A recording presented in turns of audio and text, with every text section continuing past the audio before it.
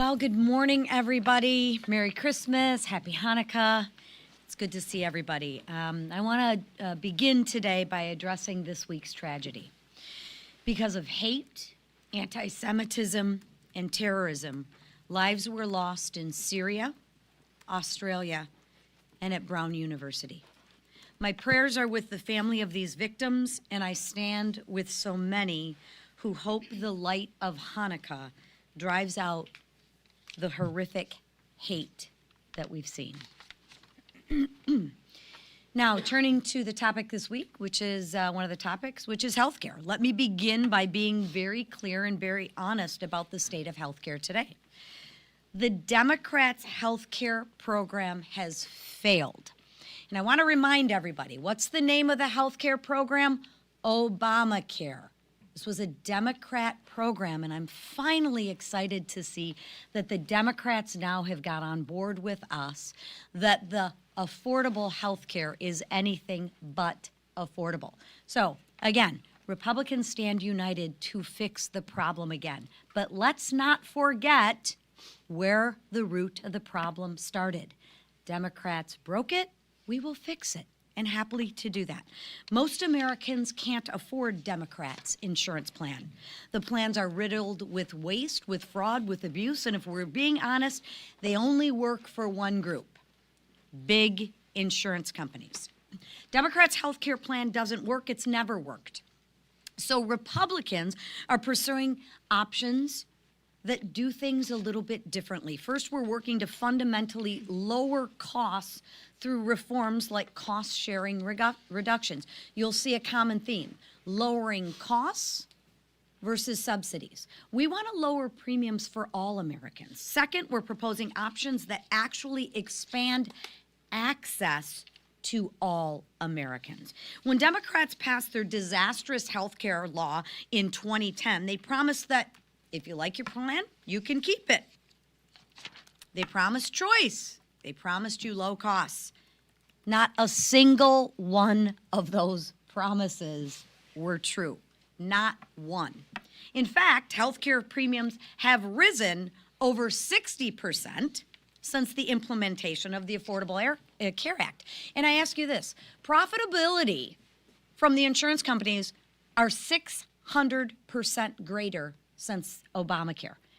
Has your income increased 600%? Ask yourself that. I know mine hasn't. Here's the difference. Republicans are fighting for a solution. Democrats actually want this issue. They want health care to be an issue. Republicans actually want solutions for Americans to bring down premiums, not subsidies. That's why Democrats are refusing to rally around real reforms. Instead, they're embracing the very broken system of which they created. But this has been true all year. Democrats have pushed political issues while Republicans have actually delivered solutions. No one's talking about the border today, right? Why is that? It's because we fixed it. The border's closed. People are safe, but you don't hear anyone talking about that because Republicans fixed it. Republicans delivered bigger paychecks by eliminating taxes on tips, taxes on overtime, taxes on Social Security. Republicans delivered lower gas prices by cutting regulation and expanding permitting reform. Time and time again, Republicans delivered results for the American people, real results. And we're just getting started. When we return in the new year, we're going to see a continued focus and push for lower costs and bigger paychecks because that's what the American people need from us. That's what they want from us. Now, with that, I'm going to turn it over to Representative Mariannette Miller-Meeks, who is a veteran and a doctor who's actually been the leading voice here in the Republican healthcare solution. Mariannette? Well, I thank Chairwoman McClain, but also Speaker Johnson, Leaders Scalise, Whip Emmer. It's an honor to stand with the House Republican leadership to talk about one of the biggest issues facing American families today, and that's the rising cost of health care. As Chairwoman McClain said, I'm an Army veteran. I was both a nurse and a physician, and I'm the only member of Congress to have served as the state director of a public health department. Not only is this issue important to me, I started my journey as a doctor because I was burned at 15 years old. So it was healthcare and the need for healthcare that drove what I do today. And I spent my career treating patients and fixing broken systems, solving problems, and I can tell you, thanks to the Democrats' failed policy, which they now admit, our healthcare system went from ill to the ICU. For 15 years, the Unaffordable Care Act, also known as Obamacare, has done the opposite of what it promised. President Obama promised to lower premiums by $2,500 and to bend the cost curve down. Has that happened? No. Not in the past 15 years, and it won't happen if we just continue to pass subsidies on to profitable health insurance companies. It doesn't even include out-of-pocket cost. It's not sustainable, and it's not working. Republicans want to lower health care costs for everyone, not just a select few, and not just to continue to subsidize profitable insurance companies. Our plan, the Lower Health Care Premiums for All Americans Act, is the Republican solution to this crisis. It doesn't throw more taxpayer dollars at insurance companies. It puts patients and doctors in the driver's seat. Our bill lowers premiums by 11% by funding cost-sharing reductions the right way, not just through COVID-era bailouts that benefited only big insurers. That's up to $1,871 in savings for families each year and over $36 billion in taxpayer savings. We're delivering real PBM reform to stop middlemen from inflating drug prices. Even in my own state, my PBM transparency bill that passed in 2019 when I was a state senator, one of our counties reported that they saved $80,000 last year through the transparency alone. We want to give small businesses the ability and the power to negotiate better deals. That alone will save taxpayers $2 billion, but most importantly, save small businesses. We're expanding association health plans by allowing small businesses and self-employed workers to team up to expand choices, which result in premiums going down by as much as 30%, even those small businesses that are in the exchanges. As we're strengthening choice arrangements so more small businesses can afford to offer coverage and more workers can choose a plan that fits their lives and their budgets. This is a plan for working Americans, not for profitable insurance companies. It's about lowering cost, increasing access, and restoring sanity to our healthcare system. Most importantly, it is a plan that lowers healthcare costs for everyone and puts patients and their doctors in the driver's seat. Thank you, and I look forward to getting this bill across the finish line and to the American people. Like our conference chair, I want to start by offering my condolences to the families of the victims of several tragic events over the weekend. The shooting at Brown University that took the lives of 2 promising young students. The vicious ISIS attack on our service members in Syria that claimed 3 American lives. And finally, the horrific anti-Semitic terrorist attack in Australia that killed 15 innocent people at a Hanukkah celebration. Our hearts are heavy as we grieve the evil that was put on display this past weekend, and we continue to pray for the full recovery of those injured and for the comfort of the families whose lives are now forever changed. Now, turning our attention to the House Republican agenda. This year, Republicans delivered one of the most consequential pieces of legislation in our lifetime. The Working Families Tax Cut Act, passed by the House Republicans and signed into law by President Trump, achieved historic America First victories, such as no tax on tips, no tax on overtime, tax relief for seniors, an increased child tax credit, and Trump savings accounts for newborn children. 2026 is gearing up to be the year of deeper pocketbooks and lower costs for the American people. Thanks to this landmark legislation, tax refunds could increase by $1,000 per taxpayer next year. That's more money in your pocket for you to invest, save, and grow. Waitresses, law enforcement officers, and parents will have more of their hard-earned dollars to put food on the table and to support their families. Not only did our bill deliver the largest tax cut for middle-class Americans, it also addressed rampant waste, fraud, and abuse in programs like Medicaid and SNAP. As we have all witnessed with the fraud scandals coming out of our state of Minnesota, these programs have long been ripe for fraud.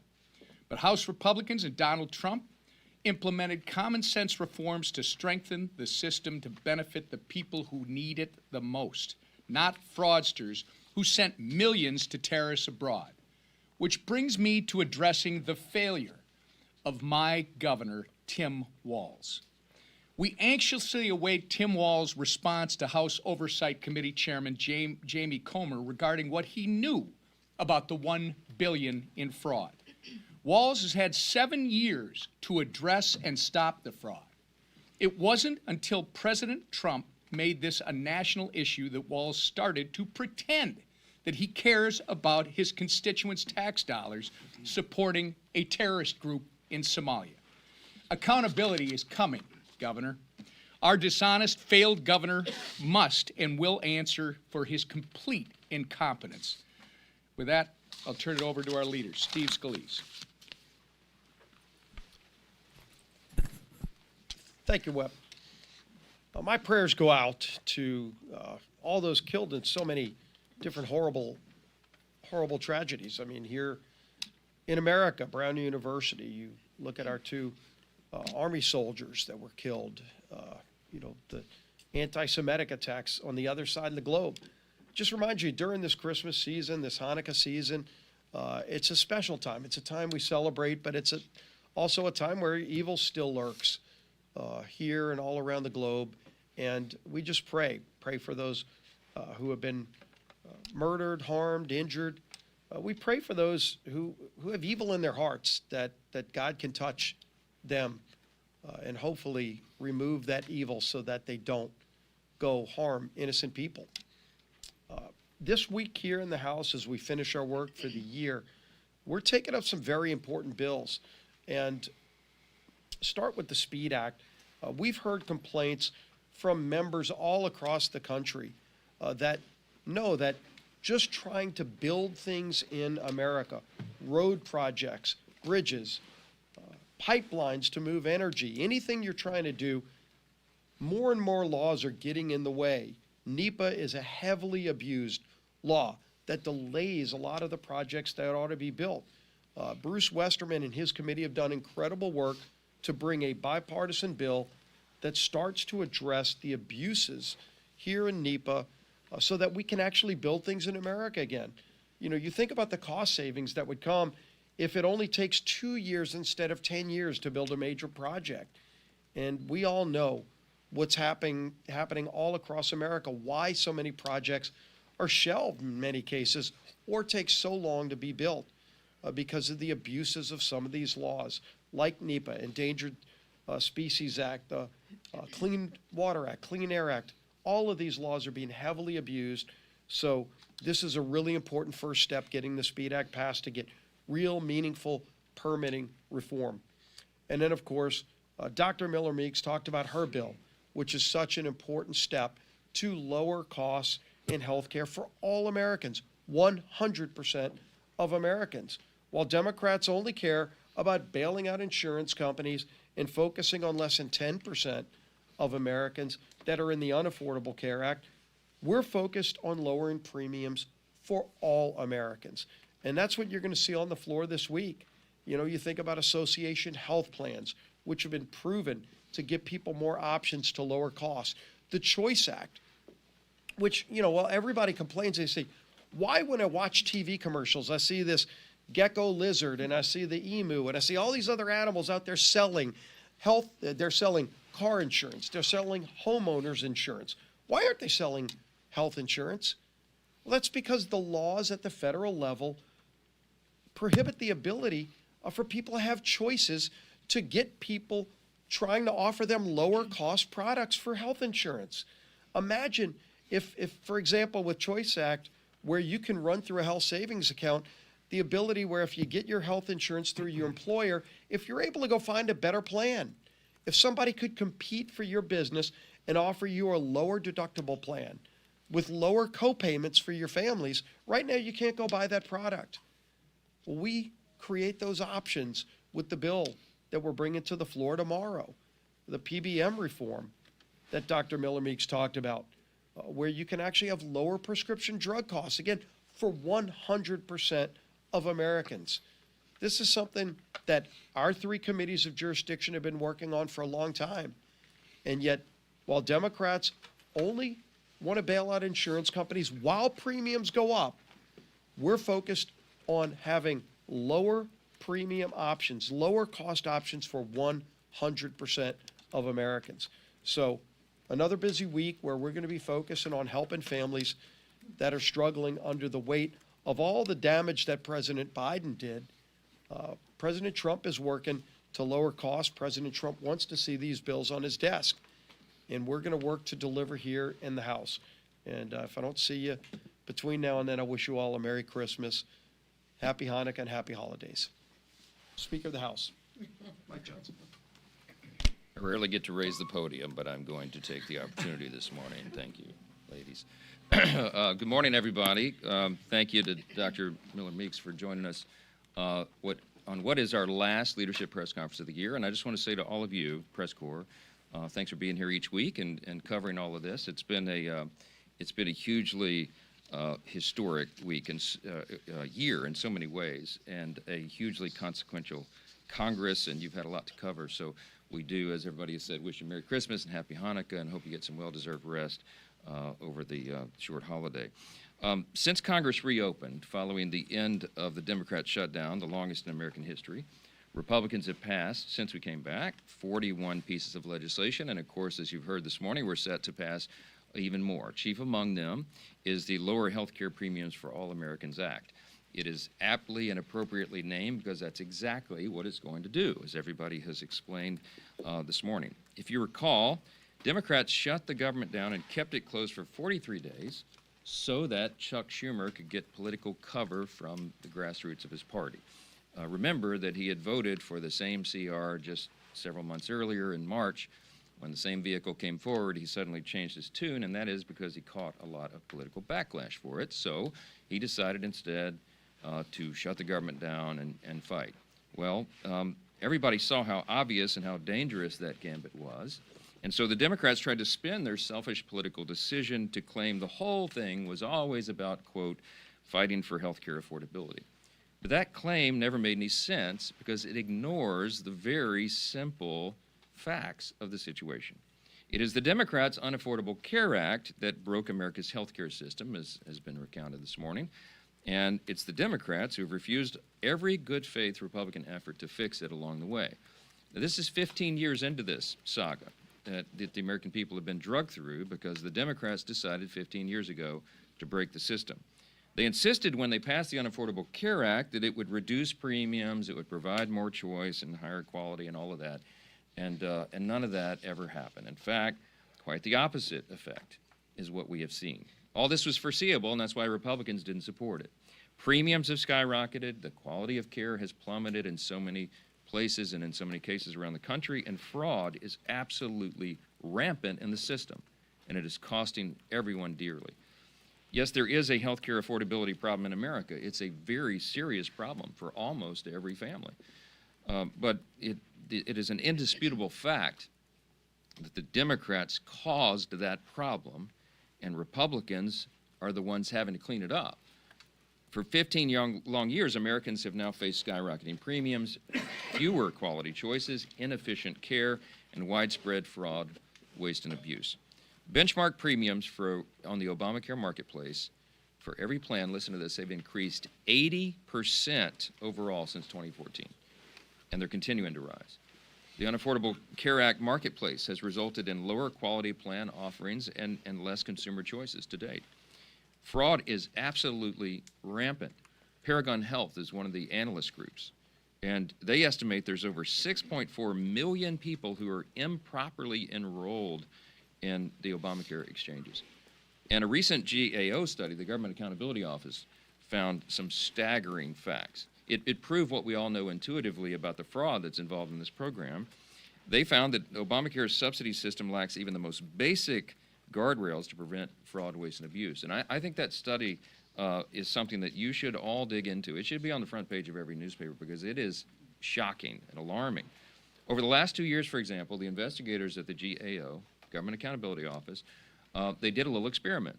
They in 24 different cases, they applied for Obamacare subsidies.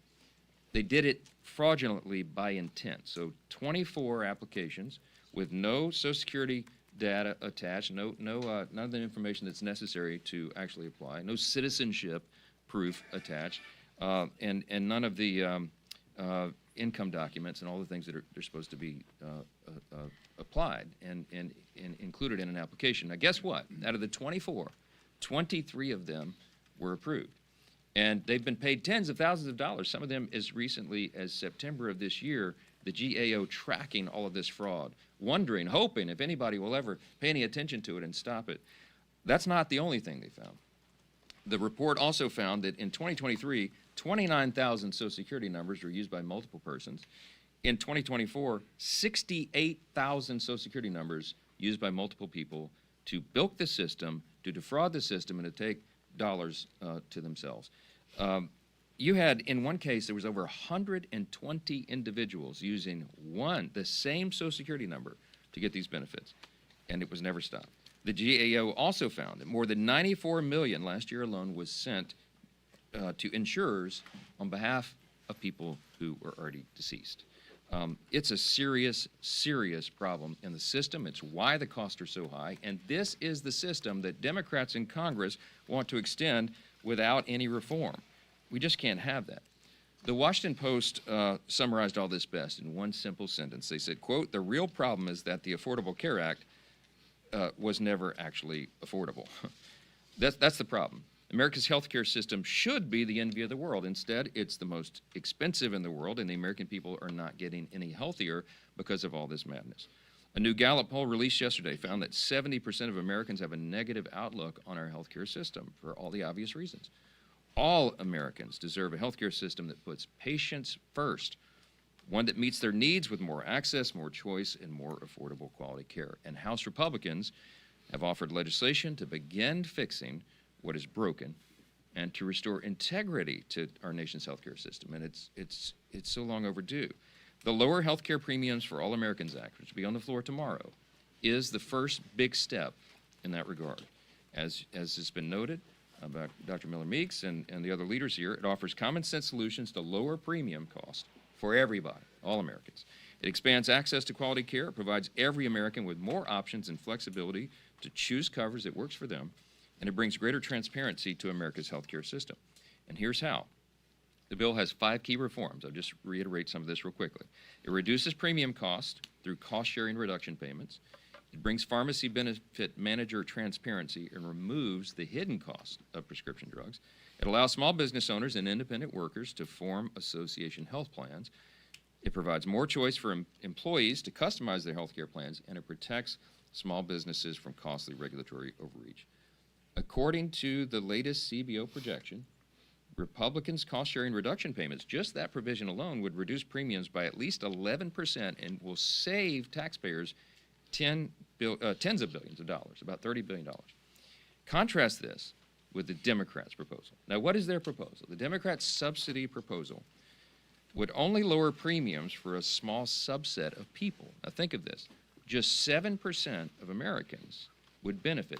When they passed the COVID-era enhanced subsidy, enhanced premium tax credit, okay, it would only affect, and only did affect, 7% of the American people. If it was extended today, if their gambit was done and without any reforms, and they expanded it for 3 years, which is what they tried to do in the Senate, and they failed last week, and what they would try to do in the House, if allowed, that would only reduce, for the 7% of Americans, it would only reduce their cost by 5.7%. Okay, this is not some solution to the problem. It's just adding more money. It's further subsidizing a broken system, and the subsidies go to insurance companies. They're not trying to solve the cost problem. They're trying to hide that, and it's not the way to fix it. It would also, by the way, cost taxpayers, if the subsidy was extended, would cost American taxpayers $350 billion over the next 10 years. Again, the proposal doesn't lower health care costs in any way. It only hides the true cost of the failed law. And I'll remind you, CSR payments are not a new idea. In fact, in 2017, the thing that we're going to put on the floor tomorrow, a big part of that, 196 House Democrats, many of them still in Congress, wrote a letter in support of that very idea. Exactly what the Republican bill this week will accomplish. Now, they won't tell you that this week. I'm certain they're all going to vote against it.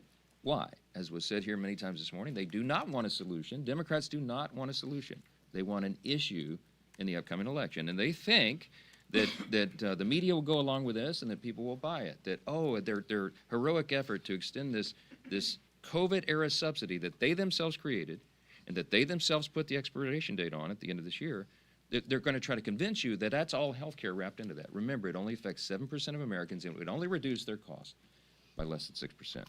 Democrats also had a chance to support our provision in the Working Families Tax Cut in the big, beautiful bill. But House Democrats voted against it, and the Senate Democrats stripped it out. That cost-sharing reduction reduced everybody's premiums by almost 12%, and the Democrats fought to take it out. This is something that we're going to do this week. The Lower Health Care Premiums for All Americans Act is going to accomplish exactly what the title says.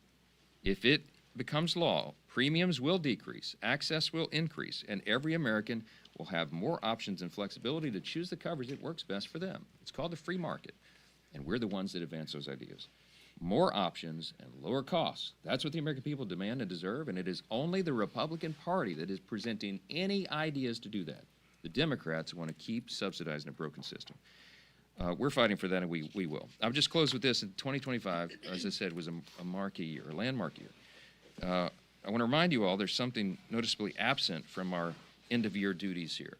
Normally, or at least in the past before I became Speaker, we would all be here with so much angst and drama and everything about the dreaded end-of-year Christmas omnibus spending package. You have not been able to write about that for now the third year because we broke the fever. We both broke the Christmas omnibus fever, and we're getting back to stewardship and regular order, and we're very proud of that. The third consecutive year, we've avoided that terrible congressional Christmas tradition, and we're getting everything working here again. Fixing the appropriations process has been a goal for me and this leadership team. It's been a goal for Chairman Cole at Appropriations and his leadership team, and we're well on the way to rebuilding that muscle memory.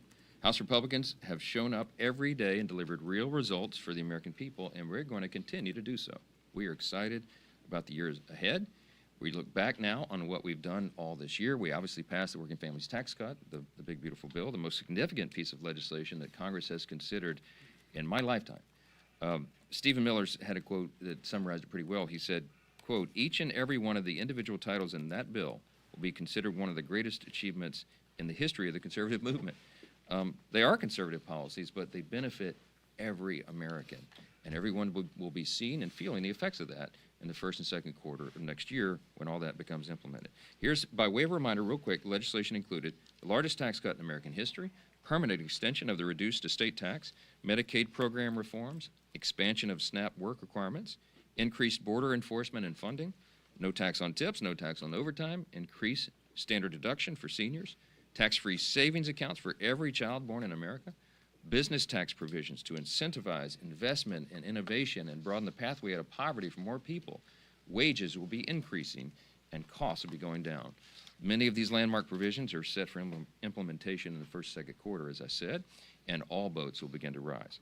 Just last week, Treasury Secretary Scott Bessent predicted $100 to $150 billion in new tax refunds, between $1,000 and $2,000 per household.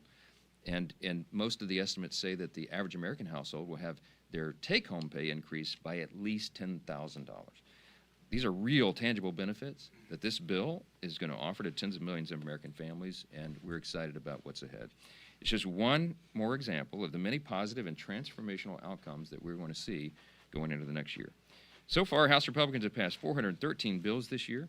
We've codified 68 of President Trump's America First executive orders.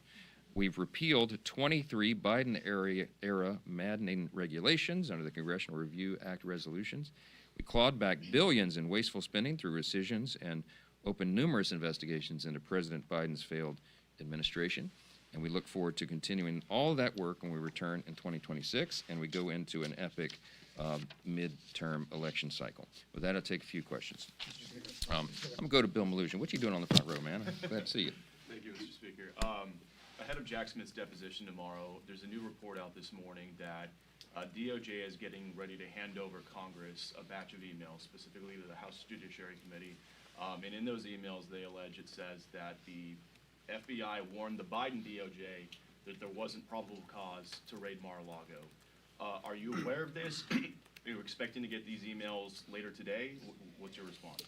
I've heard as much as you just reported there, and I have not had an opportunity to review any of that yet. But it would verify and I think affirm much of what we understood from the very beginning. As y'all know, I used to serve on the House Judiciary Committee before I was made Speaker in October of '23, and we spent a lot of time uncovering just the complete and total weaponization of the Department of Justice under the Biden administration. They used it to go after political enemies, and chief among them was, of course, Donald J. Trump. And they abused the system, and to me, the great harm of it all was that they really eroded the people's faith in our system of justice itself. I mean, that's the most dangerous thing. If people don't believe that our justice system is actually equal justice under the law, that Lady Justice is actually still wearing the blindfold, that everybody gets the same treatment under the law, it's a really serious challenge for a constitutional republic. And so this is some shocking revelations to a lot of people. It's not to us. We knew, we understood that this was happening the whole time. The evidence, I think, and I expect will verify all of that. And there's going to have to be appropriate accountability. I mean, accountability is key here. It's important. Because if you're going to restore the people's faith in the justice system, you have to show them that there are serious consequences for people like Jack Smith, who abuses that system. We have to ensure it doesn't happen again, and we'll see how all that unfolds, but it's going to be a very, very interesting, important development. Yes, ma'am, second row. Yes. Thank you, Mr. Leader. This morning, Congressman Mike Lawler said that it was political malpractice to not allow a vote on the ACA subsidy extension this week. What's your reaction to that, and will Republicans suffer any political blowback for not allowing something like that to come to the floor with moderates? Well, Mike Lawler is a very dear friend and a close colleague of mine.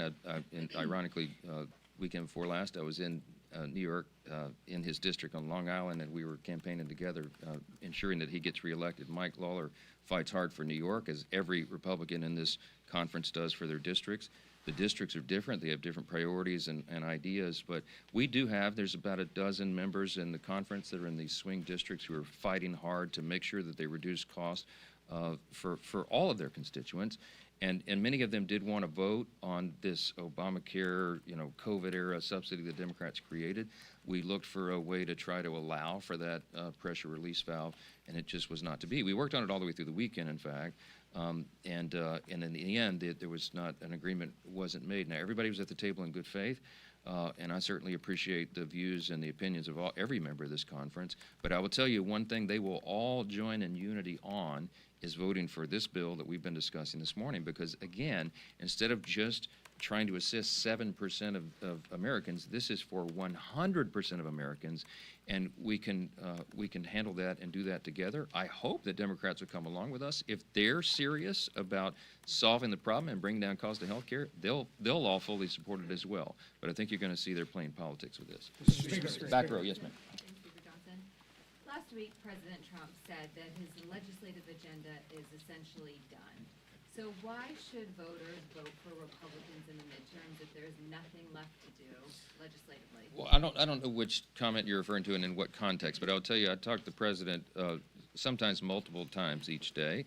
He and I and his team and our teams work around the clock. Literally, the president and I will talk sometimes at midnight and then again at 6 a.m. I mean, this president doesn't sleep. He's working all the time. The agenda is aggressive. There is much more to do.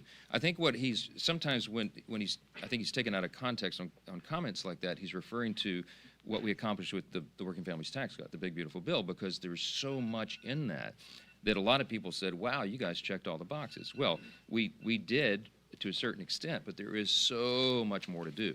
And we're going to have a very aggressive legislative agenda coming right out of the gates in January. We're going to continue to work, for example, on health care, to continue to bring costs down for the American people, to bring down the cost of living overall. You're going to see an aggressive affordability agenda, and we're going to see continued codification of the president's executive orders.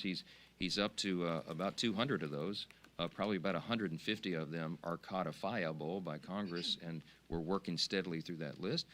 You're going to see us delivering for the American people while the effects of that giant piece of legislation that we did on July 4th, got signed on July 4th, comes into implementation. So much more yet to do. And the President and I talk about that almost every day, and he's excited about it, and I am. Yes, sir. Front row. So Yes. there's a lot of Republicans who would still like to see health savings accounts set up as an alternative to the premium tax credit. I'm curious, why is that not in this bill? Is that something that's still on the table? Very much on the table. The President likes the policy as well. I see my doctor colleagues, Dr. Miller-Meeks is nodding in agreement. The Docs Caucus the Chief Doctors Caucus in the Republican Conference works on these things, and I think we could get broad consensus on that. What we anticipate going into the first quarter of next year is possibly in a reconciliation package or in regular order as standalone. Ideas just like this. We have a long list of things that we know will reduce premiums, increase access and quality of care. And again, we're the only party that's going to be bringing that forward. The Democrats have zero ideas, zero concepts, and zero legislative plans on anything they'll propose other than just subsidizing the broken system. So there's going to be a stark contrast between the two parties. That'll be a big part of it, and I think you'll see a lot of that discussion going forward. Yes, ma'am. Last one. Just to follow up on that. We are at the end of the year here. People have already enrolled in their health care plans. You guys were out for 2 months during the shutdown. Why has it taken until the end of the year to start addressing, putting to the floor these health care bills? And what is your message to those who are going to see their premiums rise next year anyway, because it seems unlikely that Congress is not going to be able to get something together by then? The health care bill on the floor tomorrow is right on time. There's always a good time to reduce premiums for health care. And remember, the Republican Party, since the Unaffordable Care Act became law 15 years ago, we have been working steadily, producing ideas, trying to address this. We tried to repeal and replace it, as you all know, in our ultimately failed attempt back in the first Trump administration, at the end of 2017. The famous John McCain thumbs down tanked the effort. And since then, the roots of Obamacare, the Unaffordable Care Act, have gotten so deep in the system that it's no longer possible to just pull it out at the root and chop it off and start over. It's too deeply ingrained. And so now we have to take it step by step to reduce cost and repair the system. And that's the ideas that we have. You're talking about the longest shutdown in U.S. history. The Democrats did that. Remember, when we reopened the government, we ended in the exact same place that we began. They didn't get a darn thing out of it, and we knew that they wouldn't, and that's how it'd come out, and they did it for political purposes.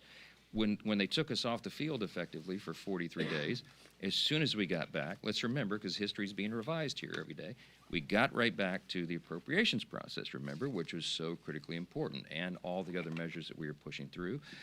We got done on that steadily through the year, and then we turned the attention to health care, knowing it was coming at the end of the year on the subsidy and that new ideas would be presented. We didn't start this in October, November, or December. This is something the Republican Party's been working on for years.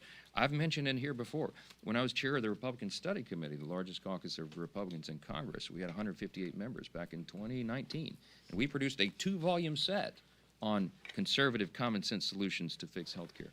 We've never been able to get the votes to fix it because the Democrats have been unwilling to go along. And you can go back and look at the record and show over and over, all they want to do is continue to throw taxpayer dollars and subsidize the broken system. The reason the premiums are up 80% since the bill was passed by the Democrats in 15 years ago is because they're further ingraining a broken system. So it's up to us to fix it. This is one piece, one part of that. And in the first quarter, January, February next year, you're going to see much more activity of this. The American people's attention is on health care for the obvious reason. It is a very serious problem. But remember this, the Democrats broke it, Republicans are going to fix it. I wish you all a blessed holiday. Thanks so much.